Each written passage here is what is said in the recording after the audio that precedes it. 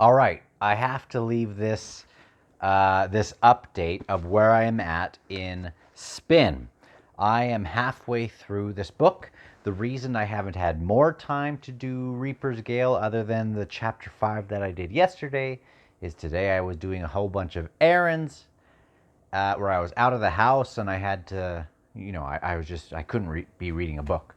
So I decided to continue on with this book in audio form. So I did 3 or 4 hours of that today, and it was okay. I'm not going to do that for Reaper's Gale because I'm just not going to do that. But it was cool. So halfway through this is getting to be a very, very interesting book. Now, sometimes with sci-fi, you don't like the characters, and sometimes that's okay.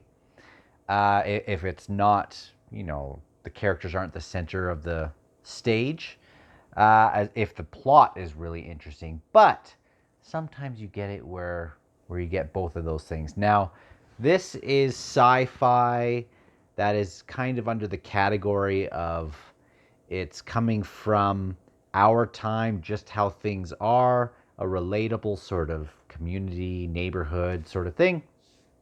And they are confronted with this issue. And the issue is all the stars disappeared. And they are sending up satellites and things, and they are finding that as soon as they set the satellite goes up and it just falls right back down, because up above for every year it's like millions of years out of the atmosphere. So it's like at first we thought there was this barrier, but it's more of kind of this membrane sort of thing over it. I still don't really understand it. But up above the atmosphere, things are spinning very quickly in terms of just the time that is going past. And so, this is going to be spoilers, obviously, if you're getting to a little bit of spoilers. Actually, it is spoilers. What am I saying? And of the first half. Okay, sorry. This is a weird sort of channel. Okay, so they're up. They're figuring out that everything is going much quicker up there, but they're not noticing anything really different on Earth. They don't have the stars really, and they have this false sun to oh shoot, something might have clicked for what I think is going on. Anyway, it's super interesting. But they are figuring that outside of this barrier, the real sun is expanding very, very, very quickly because millions and millions of years are going past every year. And so they are trying to figure out what they are going to do about this. And it is very interesting. I have to do some spoilers of where I am at. These characters are awesome, by the way. I should have finished that thought. The characters are awesome in this one.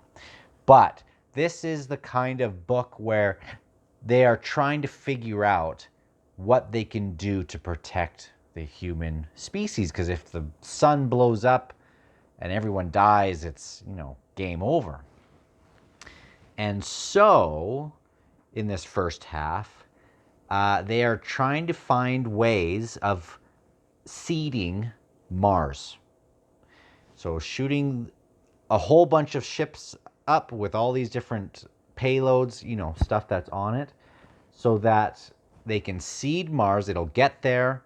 In their time, it'll be like an instant. And hopefully during those millions and millions of years, which are just months, months of their time, hopefully it's doing this crazy amount of terraforming of Mars.